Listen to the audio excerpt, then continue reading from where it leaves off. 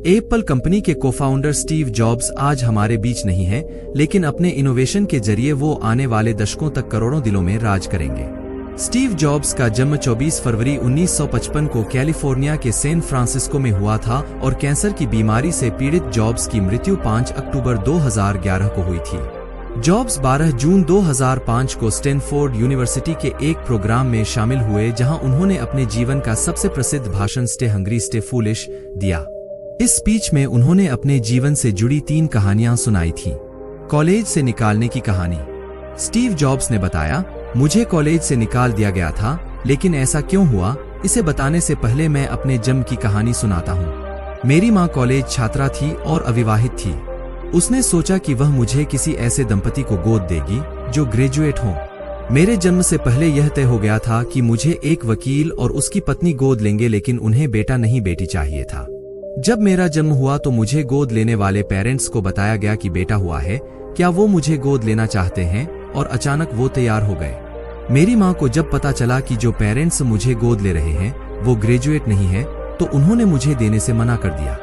कुछ महीनों बाद मेरी माँ उस समय नरम पड़ी जब मुझे गोद लेने वाले पेरेंट्स ने ये वादा किया कि वो मुझे कॉलेज भेजेंगे। 17 साल की उम्र में मुझे कॉलेज में दाखिला मिला। पढ़ाई के दौरान मुझे लगा कि मेरे माता पिता की सारी कमाई मेरी पढ़ाई में ही खर्च हो रही है। मुझे समझ में नहीं आ रहा था कि मैं अपने जीवन में क्या करूंगा। आखिरकार मैंने कॉलेज ड्रॉप करने का फैसला किया और सोचा कि कोई काम करूंगा। उस समय यह निर्णय शायद सही नहीं था, लेकिन आज जब मैं पीछे देखता हूँ तो मुझे लगता है कि मेरा निर्णय बिल्कुल सही था। उस समय मेरे पास रहने के लिए कोई कमरा नहीं था, इसलिए मैं अपने दोस्त के कमरे में जमीन पर ही सो जाता था। मैं कोक की बोतल्स बेचता था ताकि जो पैसा मिले उससे खाना खा सकूं। खाने के लिए मैं 7 मील चलकर कृष्ण मंदिर जाता था। रीड कॉलेज कैलीग्राफी के लिए दुनिया में मशहूर था। पूरे कैंपस में हाथ से बने हुए बहुत ही खूबसूरत पोस्टर्स लगे थे। मैंने सोचा कि क्यों न मैं भी कैलीग्राफी की पढ़ाई करूं। मैंने शेरीफ और सैन शेरीफ टाइपफेस सीखे। मैंने इसी टाइपफेस से अलग अलग शब्दों को जोड़कर टाइपोग्राफी तैयार की जिसमें डॉट्स होते हैं। 10 साल बाद मैंने पहला मैकिंटोश कंप्यूटर डिजाइन किया। खूबसूरत टाइपोग्राफी के साथ यह मेरा पहला कंप्यूटर डिजाइन था। यदि मैं कॉलेज से नहीं निकालता और मैंने कैलीग्राफी नहीं सीखी होती तो मैं यह नहीं बना पाता। जीवन बदलने वाली दूसरी कहानी। मैं इस मामले में बहुत लकी रहा कि मैंने जीवन में जो करना चाहा मैंने किया। वॉजनिएक और मैंने मिलकर गैरेज में एप्पल की शुरुआत की। तब मेरी उम्र 20 साल थी। हमने खूब मेहनत की और 10 सालों में ही हम बहुत ऊपर पहुंच गए। एक गैरेज में 2 लोगों से शुरू हुई कंपनी 2 बिलियन लोगों तक पहुंच गई और इसमें 4000 कर्मचारी काम करने लगे। हमने अपने सबसे बेहतरीन क्रिएशन मैकिंटोश कंप्यूटर को रिलीज किया। जैसे जैसे कंपनी आगे बढ़ी, हमने एक प्रतिभाशाली व्यक्ति को कंपनी संभालने के लिए चुना। पहले साल तो कंपनी ने बहुत अच्छा काम किया, लेकिन भविष्य को लेकर हमारा जो विजन था वो फेल हो गया। मैं जब 30 साल का था तो मुझे ही कंपनी से निकाल दिया गया। मुझे लगा कि मेरी ही कंपनी से मुझे कैसे निकाला जा सकता है।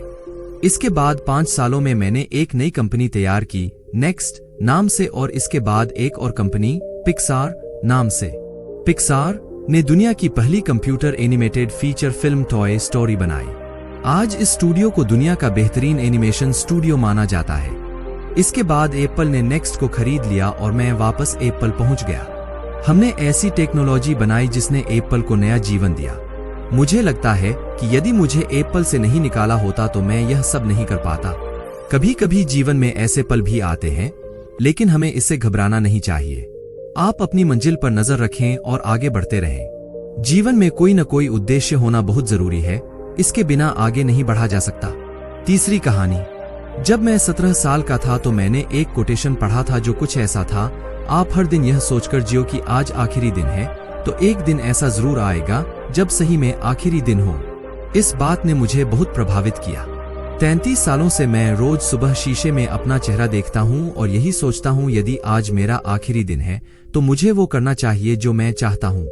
कई दिनों तक मुझे अपने सवाल का जवाब नहीं मिला। मैं जल्दी मर जाऊंगा, यह सोच मुझे जीवन में और ज्यादा काम करने की प्रेरणा देती है। कुछ साल पहले ही मुझे कैंसर का पता चला। डॉक्टर ने मुझे बताया कि मैं 3 से 6 महीने तक ही जीवित रह पाऊंगा। मुझे कहा कि मैं अपने परिवार वालों को अपनी बीमारी और अपने काम के बारे में बता दूं। मैंने अपना इलाज करवाया, सर्जरी हुई।